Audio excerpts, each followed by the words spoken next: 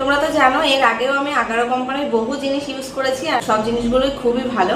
তাই আমি নিয়ে নিয়েছি একটা আগারো স্টেনলেস স্টিলের সসপট। সুন্দর দেখতেই পাচ্ছ কড়াইটা। আগারো এই সসপটটি সম্পূর্ণ স্টেনলেস স্টিলের তৈরি আর এটার সাথে রয়েছে একটা গ্লাস লিড, যেটা খাবার ঢাকা দেওয়ার কাজে লাগে। রান্না করার সময় ঢাকা দিয়ে রান্না করলে খাদ্যের গুণাগুণও নষ্ট হয় না আর তাড়াতাড়িও রান্নাটা হয়। এটা হচ্ছে গ্যাস ওভেন এবং ইন্ডাকশন ওভেন দুটোতেই কিন্তু রান্না করা যাবে এবং ডিশ ওয়াশার সেফ। এর এই রিভাইটেড স্টাডি হ্যান্ডেলটার কারণে কড়াইটাকে কিন্তু শক্তপোক্ত এবং মজবুত একটা গ্রিপ দেয়। এটার ক্যাপাসিটি আছে 2 লিটারের এবং 2.5 মিলিমিটার থিক বডি। আর এটা হলো ট্রিপল লেয়ার্ড। প্রথম স্তরে রয়েছে স্টেনলেস স্টিল, যেটাতে খাবার সংরক্ষণ নিরাপদ থাকে।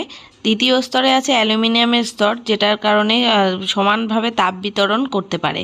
আর একদম নিচের অংশে রয়েছে ম্যাগনেটিক স্টেনলেস স্টিল, যেটা ইন্ডাকশন ওভেনে রান্না করার জন্য একদম উপযুক্ত। এই সসপটটি অল্প তেলে ভাজাভুজি, গ্রেভি, ডিপ ফ্রাই, কারি, সস বানানোর জন্য একদম পারফেক্ট। আর ট্রিপল লেয়ার বডি হওয়ার কারণে এটাতে খাবার কিন্তু একদমই লেগে যায় না। আজকে আমি এই সসপটটিতে পনিরের একটা রেসিপি রান্না করছি, তো চলো রেসিপিটা একটু সামান্য অল্প করে তোমাদের শেয়ার করি।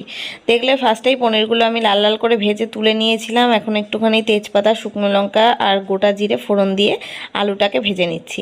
আর দেখতেই পাচ্ছ কত সুন্দরভাবে রান্নাটা হচ্ছে, একদম লেগে যাচ্ছে না। আর এক তো থিক বডি হওয়ার কারণেই কিন্তু এটা পসিবল।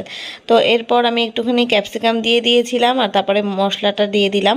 আর এখন একটুখানি কষাচ্ছি। অন্য সময় কড়াইতে কষানোর সময় কি হয়, মশলাটা তলার দিকে কিন্তু লেগে যায়, এটাতে কিন্তু সেই সমস্যা নেই। তো আর এই কাচের লিডটা দেওয়ার কারণে এটা ঢাকা দিয়ে দিয়ে খুব সুন্দরভাবে রান্না করা যাচ্ছে, যাতে তাড়াতাড়ি সেদ্ধও হয়ে যায় আর খাদ্যের গুণাগুণও কিন্তু নষ্ট হয় না।